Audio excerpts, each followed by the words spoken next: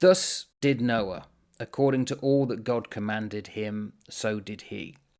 From the perspective of a modern reader reading the Bible, it seems to be coming to the end of this chapter and saying that Noah did everything that God commanded him. And that's saying a lot about Noah, isn't it? Yeah, it is. Although he does have a bit of a sketchy history in some of the rabbinical views around him. There are some who say he wasn't as righteous as he should have been because he looked after himself and didn't look after everybody else. And he should have been more focused on doing everything else. And there are others saying, no, actually, he actually did what God said he should do and got on and did his stuff. But it's the typology of Noah and it's the typology of creation. It's the mirroring of these accounts. So you have Noah, who's typical of a second Adam. He's also typical of being a redeemer because he saves people. And remember what his name is, comfort or rest. And so in that way, he also is a shadow or a representative of the trait of God himself as God rests on the seventh day. When everything has been re-established and everything has been established, God rests on the seventh day. And Noah, even by his name, he steps back out and he is rest. He brings things back into a state of repose where once again the breath of God, the heartbeat of God runs through the world. He mirrors what has been, he mirrors what is, and he is a foreshadowing of what is to come of Jesus, who is the one who brings the despairing comfort and rest, who is the one who offers his peace and offers his atonement and offers his rescue. So I think that there's a lot in that chap Noah, whether you believe it as symbolic or whether you believe it as anything else. Also worth mentioning, not as an aside, it's actually very important, he's actually figured quite heavily in Islam, Nuh. And he is seen as being inspired by God, and he talks about the doom approaching mankind, and great respect in Islam. As an atheist reading this, what do I take out of it? Well, hope. The message seems to be prepared, be humble. You're not perfect. Interestingly, early on he's talked perfect in his generation, which we interpret that as being untainted by chaos.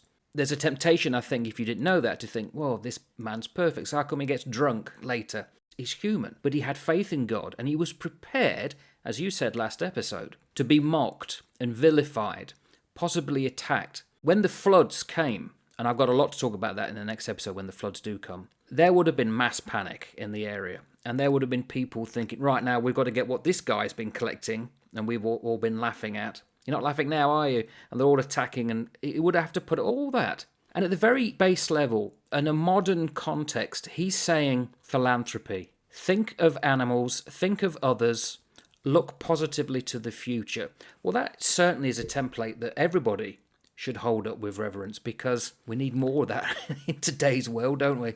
Gosh, we so do. And remember, right at the very beginning of our conversations all those years ago now, we talked about scriptures like Shrek. You know, it's got layers.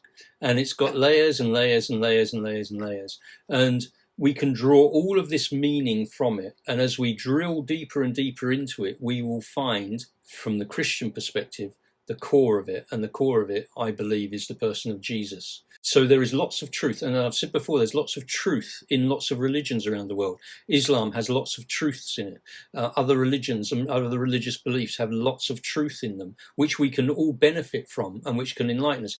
Even this little story, the founder of the Baha'i movement, Baha'u'llah, I think his name was, and he uses the symbol of the ark in his writings. One of his writings says this: be an ornament to the countenance of truth, a crown to the brow of fidelity, a pillar of the temple of righteousness, a breath of life to the body of mankind, an ensign of the hosts of justice, a luminary above the horizon of virtue, a dew to the soil of the human heart, an ark on the ocean of knowledge, a sun in the heaven of bounty, a gem on the diadem of wisdom, a shining light in the firmament of thy generation, a fruit upon the tree of humility.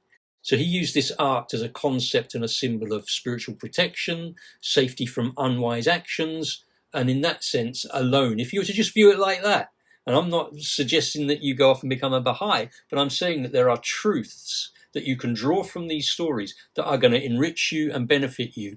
And as you walk this journey, Jesus will meet you. That's the Christian faith.